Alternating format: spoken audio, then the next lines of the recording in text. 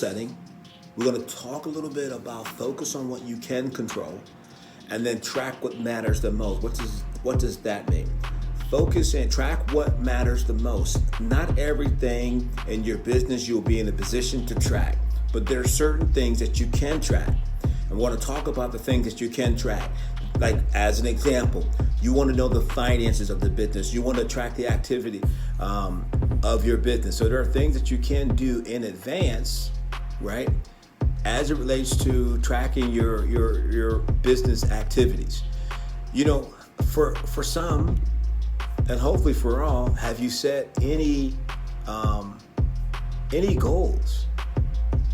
Have you set any goals at this point? Any goals set at this point? And think about this as it relates to, when I say set, have you set goals so far?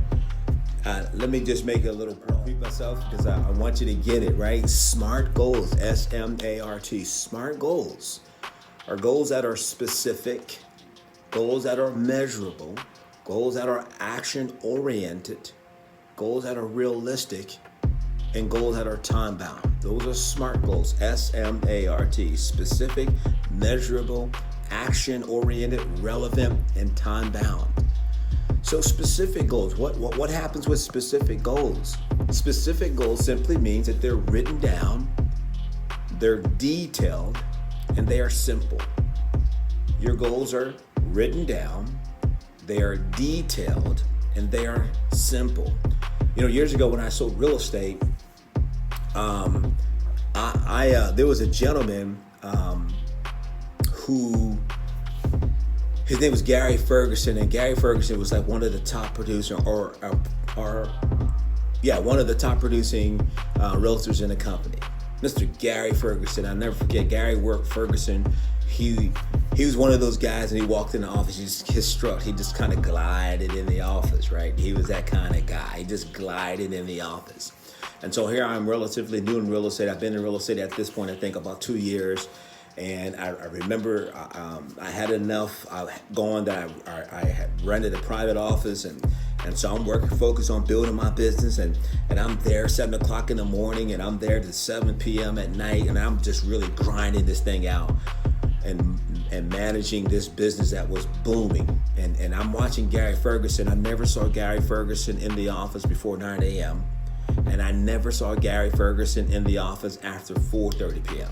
And I'm watching Gary Ferguson. Now, I'm new in real estate 2 years. Gary's been doing real estate, I don't know, at this time, maybe, 15, 20 years.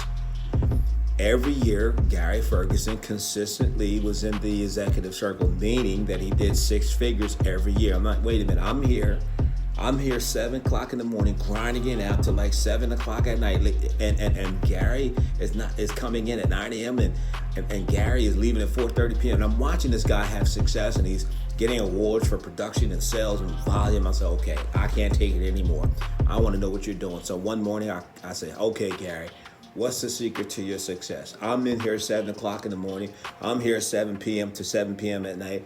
I'm having some kind of level of success, but it looks like you're doing less and you're doing more. How are you doing it? He pulled out a 3x5 index card.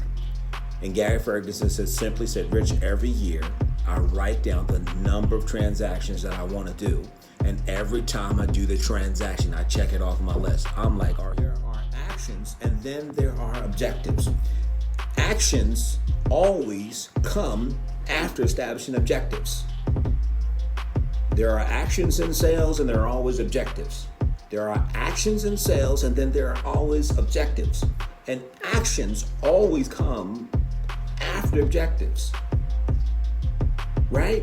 So what does that mean, Rich? Unpack that. So I'm talking about goals, action-oriented, something which can be accomplished. So in order for me to take the appropriate action that leads to my business success, I have to first establish objective. Objectives are the what, the how, and the where of my business activities. If this is making sense, I want you to drop a 1 in the comment. If this is making sense, drop a 1 in the chat box, right? Objectives, actions, and objectives, and actions always come after objectives.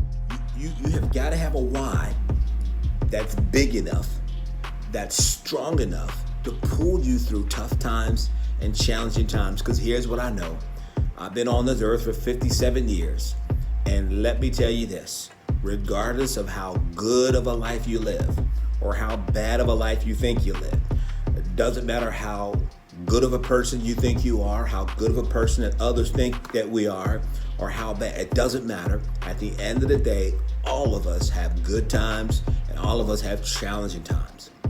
The difference for those that thrive during challenging times is that they have a why that's bigger than the tough times.